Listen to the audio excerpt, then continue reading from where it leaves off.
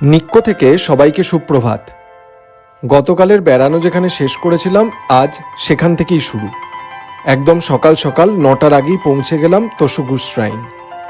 গোড়াতেই ticket কেটে নিতে হলো, এবার শ্রাইনে ঢোকার পালা। এখানে ছোট করে বলে রাখি এই তোসুগু শ্রাইনের ইতিহাস। তোসুগু জাপানের ঐতিহাসিক এবং আধ্যাত্মিক কেন্দ্র হিসেবে পরিচিত।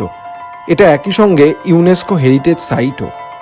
বিদেশের পর্যটকদের কাছেই শুধু নয়, দেশের মানুষের কাছেও এটা যে বিশাল জনপ্রিয় তার টের পাওয়া গেল ঢোকার মুখেই। বিশাল ভিড়। জাপানের অন্যতম গুরুত্বপূর্ণ সামরিক নেতা তোকুগাওয়া ইয়েয়াসুর পবিত্র সমাধিস্থল হলো এই তোসুগো শ্রাইন। ইয়েয়াসুর মৃত্যুর পর 1617 সালে এটি তৈরি করা হয়। ইয়েয়াসুর পুত্র মন্দিরটি নির্মাণ করেন। তার মূল লক্ষ্য ছিল ইয়েয়াসুকে তোসো দাই গোয়েঙ্গেন হিসেবে প্রতিষ্ঠা করা। এর মানে প্রাচ্যের সেই মহান দেবতা যিনি দেশ ও কান্ত অঞ্চলকে রক্ষা করেন। ইয়েয়াসুর পুত্র তোকুগাওয়া হিদাটাদা মন্দির বানালেও তখন এটি ছিল একেবারে সাদামাঠা। পরে ইয়েয়াসুর নাতি ইয়েমিৎসু মন্দিরটিকে এমন জাঁকজমকপূর্ণ করে সাজান। সেটা মোটামুটি 1936 সাল। সেই সময় থেকেই তোসুগু জাপানের অন্যতম বিখ্যাত পর্যটন কেন্দ্র।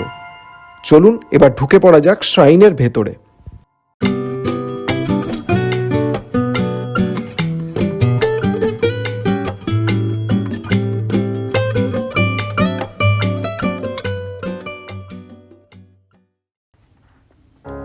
ঢোকার মুখে টিকিট চেক করার জায়গাটা তো দেখলেন, তার আগে আছে ইচিনোতরি। জাপানের বহু জায়গায় ঢোকার মুখে এই ধরনের কাঠামো বা তড়ি দরজা দেখতে পাওয়া যায়।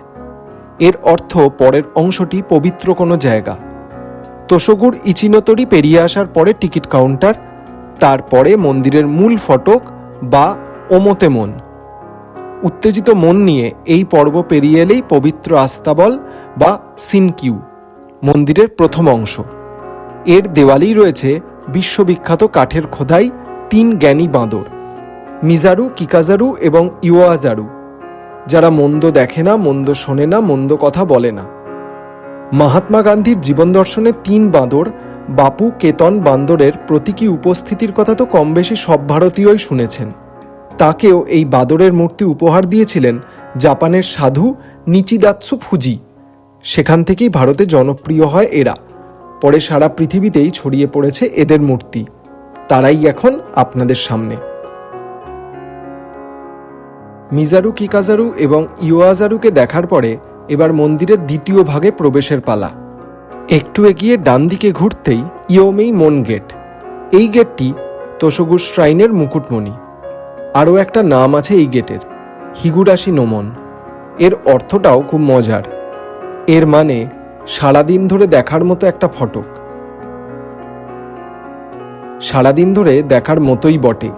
টানা সিঁড়ি ভেঙে যখন আপনার জিভ বেরিয়ে গিয়েছে তখনই ফটকের সামনে পৌঁছেও দম নিতে ভুলে যাবেন আপনি। এত অগণিত জটিল নকশা আর কারুকার্য করা এই বিশাল ফটকে হাজার হাজার প্রাণী, মানুষ এবং পৌরাণিক দৃশ্য এখানে খোদাই করা রয়েছে। তার উপর ঢালা হয়েছে সোনার প্রলেপ। সব মিলিয়ে এই ফটক জাপানি শিল্পকলার এক অভূতপূর্ব নিদর্শন।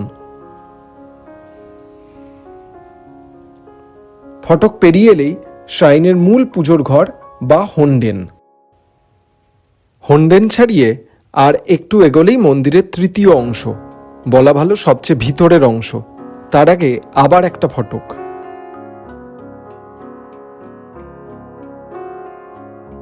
এটা যদিও একটা ছোট ফটক, নাম কারিমন, তবে ফটক পর্যন্ত পৌঁছানো চাপের। বাপরে বাপ, ভিতরে প্রচণ্ড ভিড়। একে তো দেশ বিদেশের পর্যটকরা আছেনই, তার সঙ্গে রয়েছে এক ঝাঁক স্কুল পড়ুয়া। স্থানীয় কোনো স্কুল থেকে ছোটদের আনা হয়েছে এই মন্দির দেখাতে। হলুদ রঙের টুপি পরে শিশুরা ঘুরে বেড়াচ্ছে শ্রাইনের ভিতরে। সব মিলিয়ে 1000 খানেক মানুষ।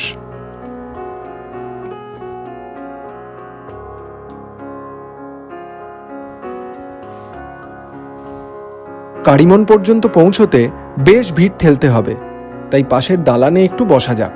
বসতে গিয়ে দেখি সারি সারি পিপে রাখা। কি আছে সেখানে? কাছে যেতে দেখি সেই সাকে।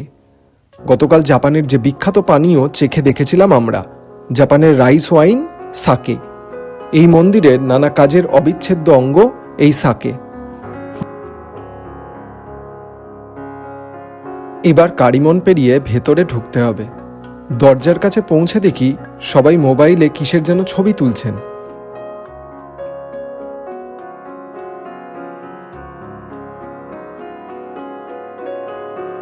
দূর থেকে বোঝার উপায় নেই কিসের ছবি। কাছে গিয়েও প্রথমটায় ঠাহর করতে পারিনি। সবার ক্যামেরাই ফটকের উপরের দিকে তাক করা। শেষে একটু খুঁটিয়ে দেখতে বিষয়টা বোঝা গেল। ফটকের মাথায় রয়েছে খোদাই করা ছোট্ট মূর্তি, ঘুমন্ত বিড়াল, নেমুরি নেকো। অনেকে একে শান্তির প্রতীক হিসেবে মনে করেন। এই ছোট্ট বিড়াল এত বিখ্যাত, একে দেখতেই সারা পৃথিবী থেকে মানুষ হাজির হন এখানে। এতদিন ধরে শুনে আসা নেমুরে নেকো যে এত ছোট্ট একটা খোদাই করা মূর্তি, সামনে থেকে না দেখলে বিশ্বাস হয় না।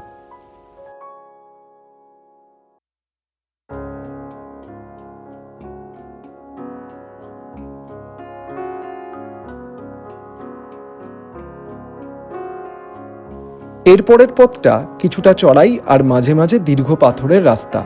দুপাশে ঘন বন, তার মাঝখান দিয়ে এগিয়ে চলেছে পথ।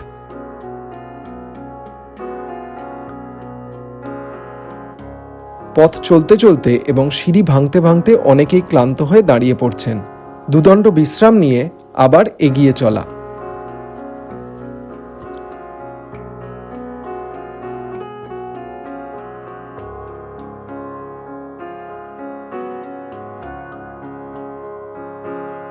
পথ শেষ হয় ওকুশা বা ইয়েয়াসুর সমাধির সামনে।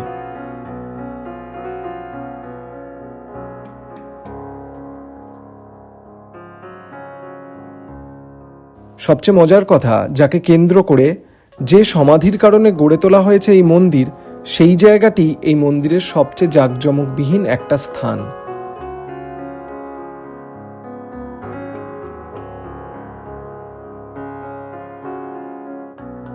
কিছুটা ব্রোঞ্জের কাজ আছে বটে, তবে বাইরের কারুকাজের তুলনায় তা কিছুই নয়। বরং এখানকার পরিবেশ যেন অনেকটাই শান্ত এবং আধ্যাত্ম চেতনায় ভরা।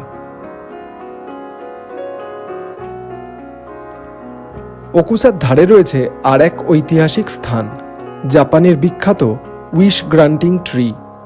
1617 সালে যখন এই মন্দির তৈরি হয়, তখন থেকেই নাকি আছে এই গাছ। গাছের তলার ফোঁকরের সামনে বসে প্রার্থনা করলে সেই প্রার্থনা পূরণ হয় বলেই বিশ্বাস করেন স্থানীয় মানুষ। তবে কবে থেকে এই গাছের পুজো শুরু হয়েছে তা নিয়ে সংশয় আছে। গোটা তোশুগু ঘুরে দেখতে দেখতেই দুপুর ঢলে পড়ল বিকেলের গায়ে। এবার হোস্টেলে ফেরার পালা। আগামীকাল এখান থেকে ট্রেনে আইজু ওয়াকামাৎসু যাওয়া। যেতে যেতে বলবো কেন এমন অদ্ভুত এক নাম না জানা তথাকথিত জনপ্রিয় ট্যুরিস্ট স্পটের বাইরের শহরে যাওয়ার সিদ্ধান্ত নিলাম। এই পর্ব এখানেই শেষ। দেখা হবে পরের পর্বে। এই ভিডিওটা ভালো লেগে থাকলে অনুগ্রহ করে লাইক করবেন। আর জাপান যাত্রা সহ আরও অন্যান্য ট্রিপ সম্পর্কে জানতে আমাদের channel on the road subscribe করতে ভুলবেন না। এরপরে দেখা হবে আইজু ওয়াকামাৎসুগামী ট্রেনে। তখন আবার নতুন করে গল্প হবে।